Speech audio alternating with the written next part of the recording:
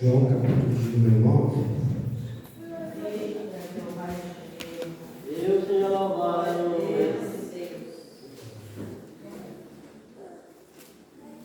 João capítulo de número 9. Grande é o Senhor dos Exércitos, aleluia. Glória a Deus. Glória ao Espírito Santo. Os irmãos que acharam, podem confirmar com amém? Amém. Eu estarei apenas o verso de número 7. João capítulo 9, verso de número 7 diz: E disse-lhe: Vai, lava-te no tanque de Siloé, que significa o enviado. Foi, pois, e lavou-se e voltou vendo. Amém? Os irmãos podem nascer. Peço a gentileza que aqueles que puderem manter a sua Bíblia aberta para a nossa meditação e para a exposição bíblica do texto. Estamos diante de um texto muito conhecido entre nós, onde iremos ver mais de uma das muitas curas, milagres que o nosso Senhor Jesus realizou aqui na terra em seu ministério. Mas antes de nós entrarmos no texto, é necessário que nós venhamos entender dois pontos importantes. Primeiro, sobre o conteúdo geral do livro de João. O livro de João, como os irmãos bem sabem, tem a intenção de mostrar Jesus como Deus. Mateus, Marcos, Lucas, eles vão falar a respeito de Jesus através de um ponto diferente de João. João ele é mais profundo em seus relatos. Ele irá falar a respeito de Jesus como Deus, a revelação máxima de Deus. Então, olhar para Jesus era olhar para Deus. Olhar para o Filho enviado era olhar para o próprio Pai Celestial. E em segundo lugar, precisamos entender em que contexto está inserido o capítulo de número 9 que nós acabamos de ler. Jesus ele está na sinagoga. Jesus ele está no templo central em Jerusalém, em um debate onde os fariseus vão criticar Jesus de um lado e Jesus vai falar se defendendo do outro, porque esta é a posição da igreja. Se de um lado critica e fala contra a palavra de Deus, a igreja também não pode ficar calada. A igreja, ela, assim como Cristo, deve se posicionar. Então os fariseus eles vão criticar Jesus, tendo a ousadia de chamar Jesus até de demônio, falando que Jesus estava cheio de demônios, cheio de espíritos malignos, quando na verdade Jesus vai dizer: eu não estou cheio de nenhum demônio, eu sou enviado pelo Pai, eu fui enviado pelo próprio Deus. E Jesus ele vai dizer: só pode conhecer as palavras de Deus quem é de Deus.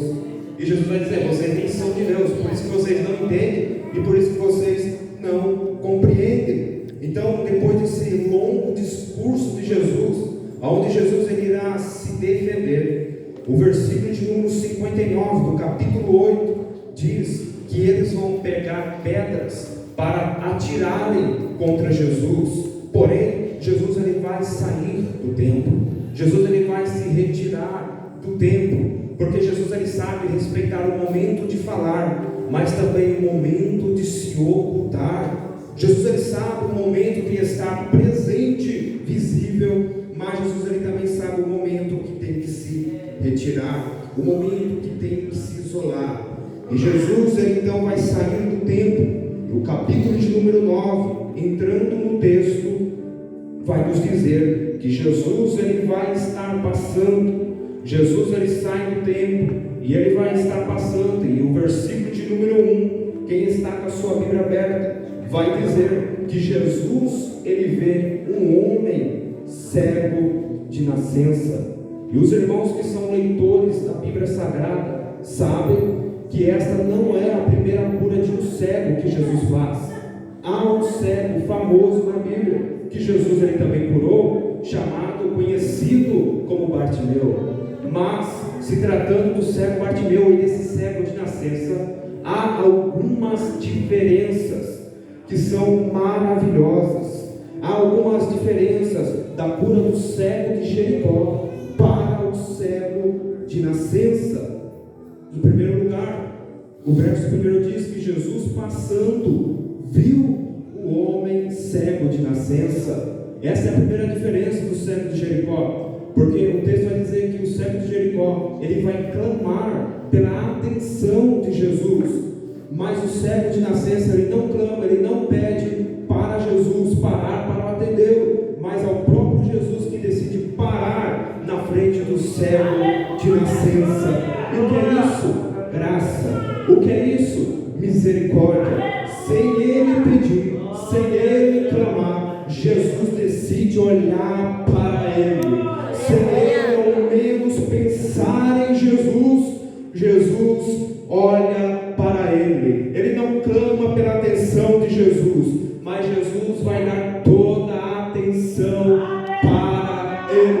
O que é isso? Graça. O que é isso?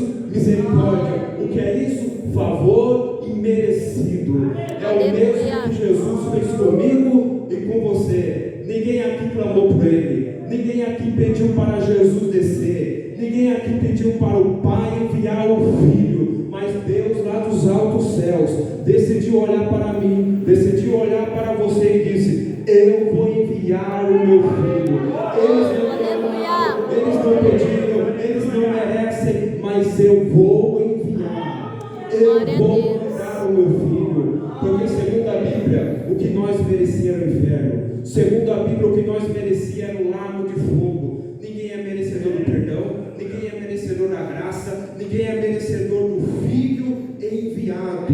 Mas Deus lá dos altos céus disse: eu não vou dar aquilo que eles merecem. Eles merecem o inferno, eles merecem o lago de fogo, eles merecem a condenação eterna, mas eu dou meu Filho por remissão dos seus pecados. Então, em primeiro lugar, o cego não clama pela atenção de Jesus, mas Jesus lhe dá a atenção. Isso é graça. E o verso de número 2 vai dizer que os discípulos vão fazer uma pergunta para Jesus. E a pergunta dos discípulos é: Rabi, quem pecou, este ou seus pais, para que nascesse cego? Porque os judeus da época tinham a seguinte ideia, de que se alguém nascesse com alguma deficiência, isso era resultado de pecado. De certa forma, eles não estão errados, porque segundo a Bíblia, alguém está enfermo se há muitos motivos por alguém estar enfermo. É por isso que eu digo que orar por alguém que está enfermo é uma das orações mais difíceis. Orar por alguém que está enfermo é um dos pedidos mais difíceis, porque não basta apenas você dizer: seja curado em nome de Jesus. É preciso tocar na fonte de onde está vindo essa enfermidade. Porque se nós formos olhar para a Bíblia Sagrada, nem todas as vezes que Jesus curou alguém, Jesus disse: ser curado do teu mal. No caso da mulher encurvada, Jesus primeiro expulsa o espírito maligno que estava nela, para depois ela ser curada.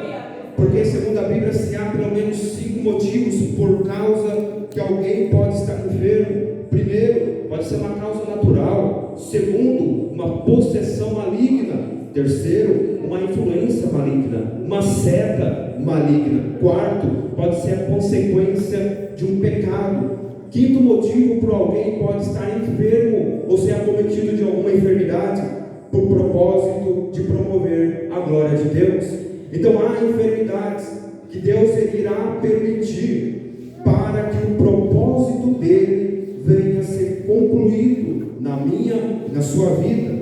E no caso deste homem cego de nascença, o motivo pela qual ele está enfermo não é por causa natural, não é possessão maligna, não é influência maligna e não é por causa de pecado. Este homem ele é cego de nascença por causa de um propósito de promover a glória de Deus. O verso 3 diz que Jesus ele vai responder dizendo: ele não pecou, os pais deles não pecaram, mas foi assim para que se manifestassem nele as obras de Deus. Talvez este homem, desde sua nascença, ele poderia estar indagando a Deus, dizendo: Deus, por que eu nasci cego? Por que eu nasci com essa deficiência? Qual foi o erro que eu cometi? Qual foi o pecado que eu cometi? Aonde eu errei, Deus? Porque eu nasci assim? Deus lá nos altos céus estava olhando para ele dizendo: não é por causa de pecado, não é por causa de consequência de erro seu, mas é para que a minha glória venha se manifestar através da sua vida. Aleluia. Eu estou falando com gente aqui que entrou indagando a Deus. Eu estou falando com gente aqui que está questionando a Deus em suas orações, perguntando: Deus, por que isso? Deus, por que o Senhor está permitindo? Por que o Senhor não cura? Por que o Senhor não faz? E Deus está dizendo: é por causa da minha glória que irá se manifestar na sua vida. Aleluia. É porque você não está vendo aonde esta dor vai te levar, mas eu não permito uma dor para te matar, mas eu permito para que venha te aproximar do altar. Então, se for necessário enfermidade, ele coloca. Se for necessário fechar a porta, ele fecha. Se for necessário ele permitir o espinho, ele permite, mas do altar você não sai, da presença dele você não sai. Se for necessário o espinho vai doer, a dor vai vir, mas o propósito de Deus sobre a sua vida irá se cumprir para que o nome dele venha ser glorificado, para que a sua chamada venha permanecer de pé.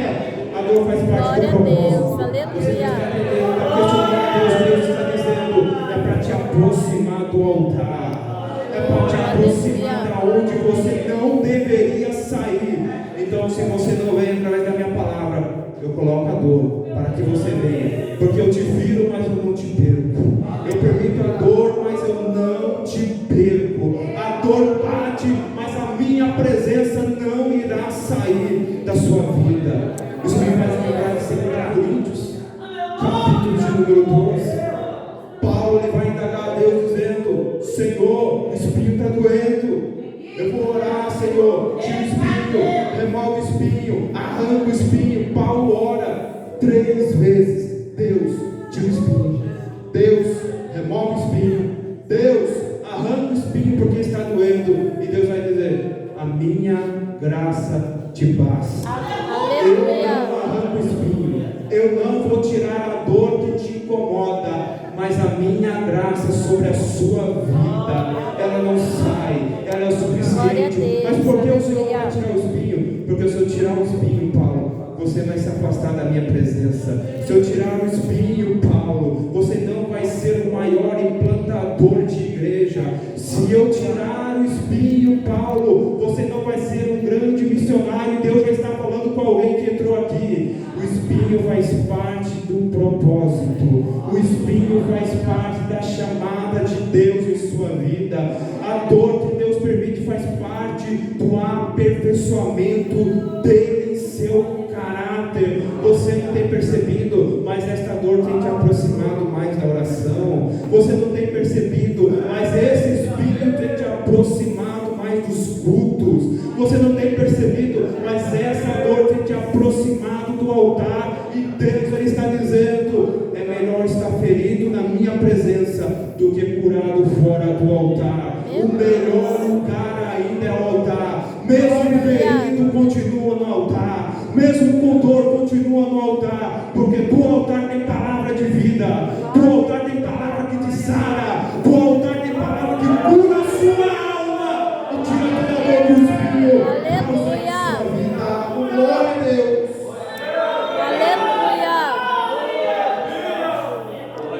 Santo Jesus, aleluia. Então há enfermidades, há dores, há espinhos que Deus ele permite para que o seu nome venha ser glorificado, para que você venha se aproximar dele. Para nós adiantarmos, vamos para o verso número 7 que diz: e disse-lhe Jesus falando: vai, lava-te no tanque de Siloé. Jesus então ele vai dar a ordem para o cego, dizendo: vai-te até o tanque de Siloé.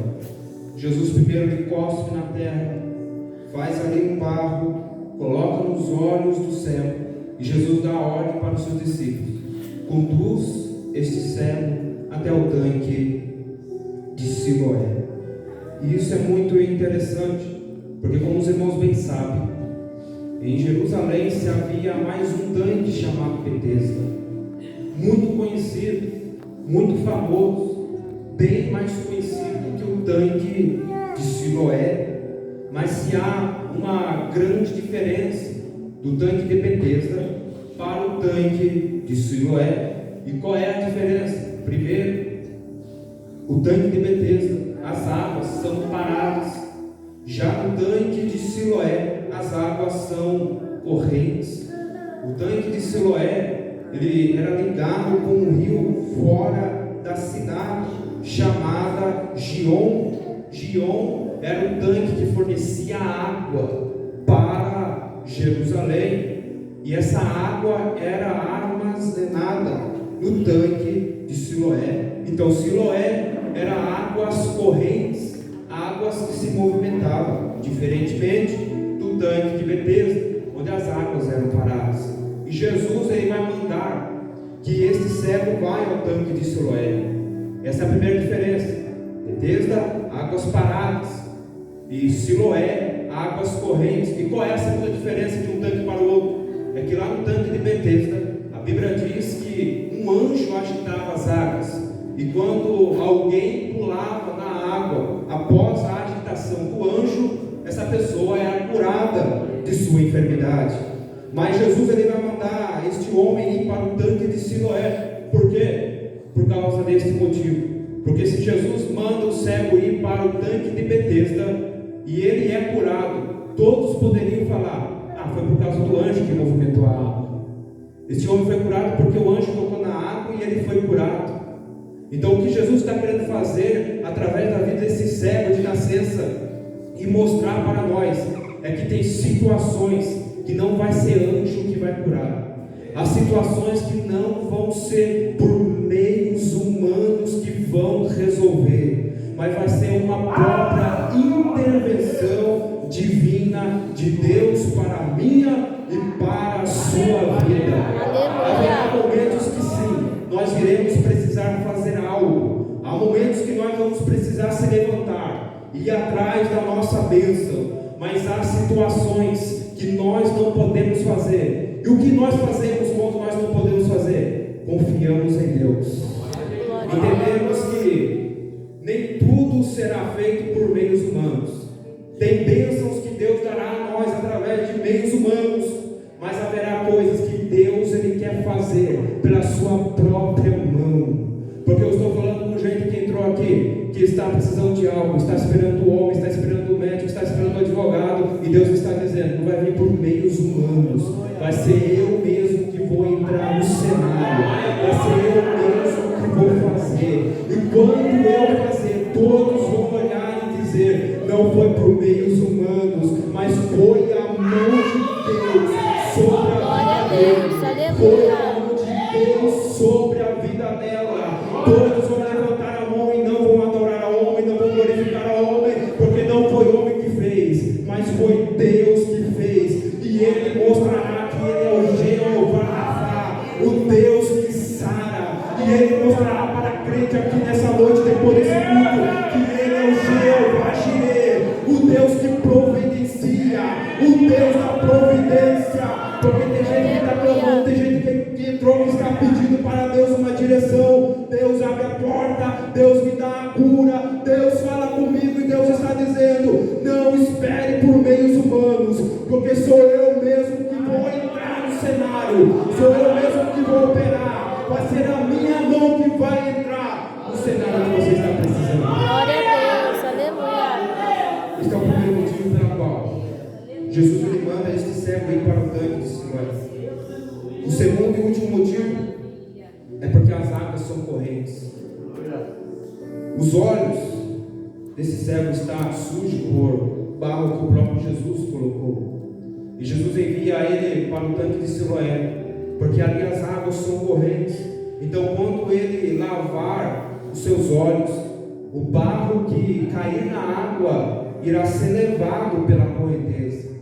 Então, se ele fosse lavar os seus olhos no tanque de Betesda, ao abrir a sua visão, ele viria o barro que foi colocado em sua visão. E isso é uma simbologia do que Jesus ele está fazendo com esse cego, que ele não quer apenas curar ele de uma deficiência visual, mas Jesus também quer o limpar. Porque o verso de número 7 diz: Foi, pois, e lavou-se e voltou vendo. Grave bem isso. O cego ele não foi apenas curado de sua deficiência visual, mas ele também foi limpo. Porque Deus ele não quer apenas curar o meu físico. Deus ele não quer apenas curar você dessa enfermidade que te assola e que te causa dores e agonias, mas ele também quer te limpar. Ele também quer te lavar. Ele também quer te purificar. Porque o profeta Isaías 53, no verso 4 em diante, diz que ele foi moído pelas nossas transgressões. Ele não foi moído apenas para nos dar uma cura física. Jesus não foi moído apenas para me dar uma porta de emprego. Jesus ele não foi moído apenas para me dar bênçãos materiais para essa terra. Não, ele foi moído para que os meus pecados fossem perdoados. Ele foi moído para que suas iniquidades fossem perdoadas. Em Romanos capítulo 5, verso 20 diz que onde abundou o pecado, superabundou a graça. E Deus toca o meu coração para dizer nessa noite: eu não quero apenas te curar fisicamente, eu não quero apenas te curar desta dor física que te assola, mas eu quero também limpar a sua alma, eu quero limpar a sua alma, eu quero te purificar por completo. E tem gente que entrou aqui dizendo: para mim não tem mais jeito, para mim não tem mais solução, olha o tamanho do meu pecado, olha o tamanho da minha iniquidade. Mas lá em 1 João capítulo 1 verso de número 7 diz que se nós andarmos na luz, como ele na luz está, o sangue de Jesus, seu Filho, ele nos purifica de todo o pecado, de toda mancha, de toda que o pecado deixar. O sangue dele é o suficiente para nos limpar, para nos perdoar. Porque Jesus não quer apenas nos curar fisicamente, ele quer limpar, ele quer lavar dentro do seu interior. E eu quero encerrar fazendo uma oração juntamente com a igreja. Se coloca de pé junto.